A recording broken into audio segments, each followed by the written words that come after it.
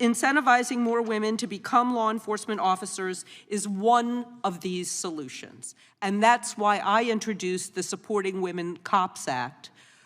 This bill would establish a national task force on women in law enforcement and require this task force to release a report with recommendations on how departments can hire more women, retain these officers, and help women advance to leadership positions. If states adopt these recommendations from the report, they'll see a 5% increase, that is, funding the police per year in federal funding through the Burn JAG program. My hope is that we can all work together across party lines to fund good programs that support and improve our law enforcement. And with that, I'd like to yield the balance of my time to my colleague, Mr. Swalwell. Thank you. And I just want to address Mr. Johnson, who said you brought the receipts. Well, Mr. Johnson, I've got some receipts for you. This committee met about 2 months ago, and the chairman, who can call any person in the world who walks this earth as a witness, called this guy, who tweeted just a couple weeks before the hearing, "Fuck cops." Your witness tweeted that. Not one of you disavowed that guy. Not one of you said that was inappropriate. I was stunned that you call yourself a pro-police party and you bring a witness before us that says, "Fuck cops." I don't believe in that, but I thought if you didn't believe in that, you would have taken the opportunity to say it. But no, not only did you not disavow it, you invited the guy here in Congress to be your witness. Imagine if we had ever done that. We didn't. You did. Second, I would love Mr. Johnson to disavow, because by the way, I will disavow the defund the police movement. I've never called for it. I believe, just as President Biden believes when he addressed Congress, that we should fund the police. But Mr. Johnson, will you disavow your colleague, Marjorie Taylor Greene, who tweets out and makes money off of a defund the FBI movement? Because they're police too. They protect us too. But I don't think you will. I think you're going to sit silent, and your silence, by the way, is complicity. I yield back. Gentlelady yields back. The gentleman from Virginia is recognized. Yield to the gentleman from Arizona. I thank the gentleman for yielding. Appreciate the backpedaling at an alarming rate from the other side. Watch out, you might fall over backwards. We have a video to play. I think this will provide some visual summation, please.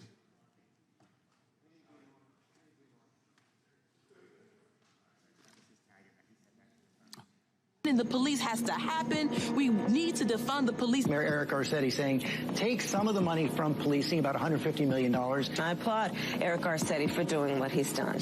But we need to completely dismantle the Minneapolis Police Department. It is outdated. It is wrong-headed thinking to think that the only way you're going to get communities to be safe is to put more police officers on the street. So yes, defund your butts. Defund you. Yes, I support the reallocation of resources from NYPD. We will be moving funding from the NYPD. Yes, I support the defund movement. I'm for responsible reallocation of resources. And defund the police. I think you do all those other things, you don't need all the money that's going to the police department. So yeah, I mean, the spirit of it, I do support that. Yeah, and you know, a lot of us were asked if we could imagine a future without police back in 2017 when we were running for office.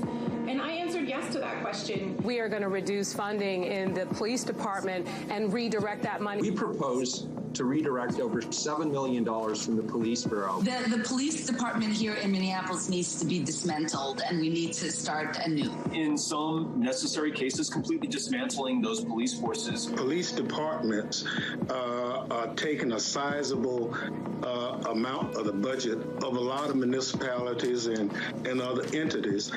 We need to look at those budgets, pull some of the money back. But we talk about defunding the police, defunding the Pentagon. My push is that we defund our police departments. Defunding police means defunding police. If these reports are accurate, then these proposed cuts to the NYPD budget are a disingenuous illusion. This is not a victory. The freshman Democrat adding, the fight to defund policing will continue.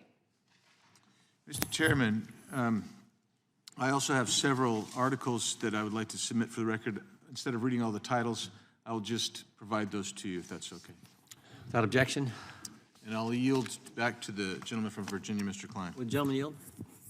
Yield to the chair. Yeah, I would just say, in response to the gentleman from California, of course we disavow that tweet. That is obvious, and if we'd have known that individual had that tweet out there, I doubt if he'd have been invited as a witness.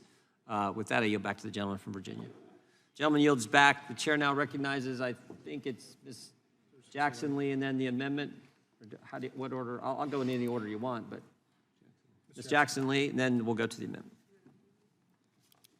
It's, I think I'm offering, just a moment, Mr. Chairman, before I do the amendment. Oh, you have an amendment too? Yeah, well, let me speak first and go to whoever you're going to next, and then I'm going to yield to the ranking member of the committee. It's your time. You can go how you want. Let me do an... We haven't even started yet, but we should. Yeah, I'll strike the last word.